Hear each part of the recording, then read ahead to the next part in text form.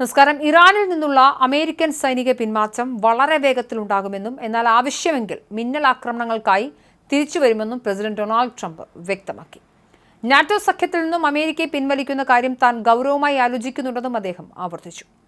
Iran യുദ്ധം എപ്പോൾ അവസാനിക്കുമെന്ന് കരുതുന്നു എന്ന റോയിറ്റേഴ്സിന്റെ ചോദ്യത്തിന് എനിക്ക് കൃത്യമായ സമയം പറയാനാവില്ല, പക്ഷേ ഞങ്ങൾ വളരെ വേഗത്തിൽ അവിടെ നിന്ന് പുറത്തു കടക്കുമെന്നായിരുന്നു ട്രംപിന്റെ മറുപടി. മേഖലയിലെ അമേരിക്കൻ ഇടപെടലിലൂടെ ഇറാൻ ആണവായുധം നിർമ്മിക്കില്ലെന്ന് ഉറപ്പാക്കിയതായും ട്രംപ് അവകാശപ്പെട്ടു. അവർക്കിനി ആണവായുധം ഉണ്ടാവില്ല, കാരണം അതിനുള്ള ശേഷി അവർക്കിപ്പോൾ നഷ്ടപ്പെട്ടിരിക്കുന്നു. ഞാൻ എല്ലാവരെയും കൂട്ടി അവിടെ നിന്ന് മടങ്ങും. ഇനി എപ്പോഴെങ്കിലും ആവശ്യമായി വന്നാൽ സ്പോട്ട് ഹിറ്റുകൾ നടത്താൻ ഞങ്ങൾ തിരിച്ചു വരുമെന്നാണ് ട്രംപ് പറഞ്ഞത്. യുദ്ധത്തിന്റെ നിലവിലെ സാഹചര്യം വിശദീകരിച്ച അമേരിക്കൻ ജനതയെ അഭിസംബോധന ചെയ്യുന്നതിന് മണിക്കൂറുകൾക്ക് മുൻപാണ് ട്രംപിന്റെ ഈ പ്രതികരണം. അതേസമയം ഇറാന്റെ പുതിയ പ്രസിഡന്റ് മുൻഗാമിയേക്കാൾ തീവ്രത കുറഞ്ഞവനും ബുദ്ധിമാനുമാണെന്നും അദ്ദേഹം വെടിനിർത്തലിന് ആഗ്രഹിക്കുന്നുണ്ടെന്നും ഡൊണാൾഡ് ട്രംപ് നേരത്തെ വ്യക്തമാക്കിയിരുന്നു. എന്നാൽ ഹോർമുസ് കടലിടുക്ക് തടസ്സമില്ലാതെ തുറന്നു നൽകിയാൽ മാത്രമേ വെടിനിർത്തൽ സാധ്യമാകൂ എന്നും നിലപാടിലാണ് ട്രംപ്. അതേസമയം ഹോർമുസ് കടലിടുക്കിന്റെ കാര്യത്തിൽ വിട്ടുവീഴ്ചയില്ലെന്ന സൂചനയാണ് ഇറാൻ വിദേശകാര്യമന്ത്രി അബ്ബാസ് അറാഗ്ചി നൽകിയത്. കടലിടുക്ക് ഇറാന്റെയും ഒമാന്റെയും പ്രാദേശിക ജല അതിർത്തികൾക്കുള്ളിലാണെന്നും അത് തന്ത്രപരമായ ആവശ്യങ്ങൾക്കായി ഉപയോഗിക്കുന്നുവെന്നും അദ്ദേഹം പറഞ്ഞു. തങ്ങളുമായി യുദ്ധത്തിൽ ഏർപ്പെട്ടിരിക്കുന്ന രാജ്യങ്ങളുടെ കപ്പലുകൾക്ക് മാത്രമേ ഈ പാത അടച്ചിട്ടുള്ളൂ. യുദ്ധസമയത്ത് അത് സ്വാഭാവികമാണ്. ഞങ്ങളുടെ ജലാതിർത്തി ശത്രുക്കൾക്ക് വാണിജ്യ ആവശ്യങ്ങൾക്കായി വിട്ടുനൽകാൻ കഴിയില്ലെന്നും അറാഗ്ചി ഇറാന്റെ ഔദ്യോഗിക മാധ്യമമായ പ്രസ് ടിവിയോട് പറഞ്ഞു. ഇൻഷുറൻസ് തുകയിലെ വർധനവും സുരക്ഷാ ആശങ്കകളും കാരണം പല കപ്പലുകളും നിലവിൽ ഈ പാത ഒഴിവാക്കുകയാണെന്നും അദ്ദേഹം കൂട്ടിച്ചേർത്തു. ഭീഷണിയുടെയും അന്ത്യശാസ്ത്രത്തിന്റെയും ഭാഷയിൽ ഇറാനോട് സംസാരിക്കാൻ കഴിയില്ലെന്ന് അൽ ജസീറയ്ക്ക് നൽകിയ അഭിമുഖത്തിൽ അദ്ദേഹം വ്യക്തമാക്കി.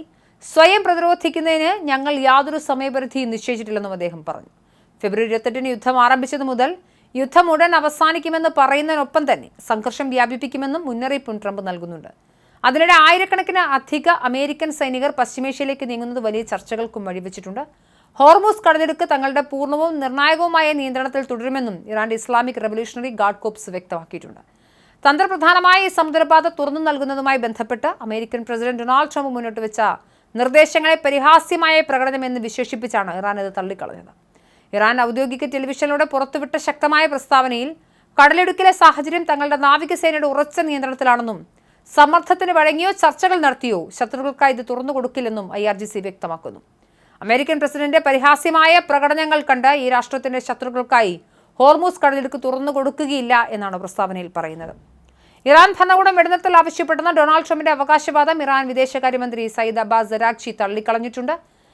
വെടിനിർത്തലിനായി ടെഹ്റാൻ ഒരു നിർദ്ദേശവും മുന്നോട്ട് വെച്ചിട്ടില്ലെന്നും സമാധാന കരാറിനെക്കുറിച്ചുള്ള വാർത്തകൾ മാധ്യമ സൃഷ്ടി മാത്രമാണെന്നും അദ്ദേഹം പറഞ്ഞു.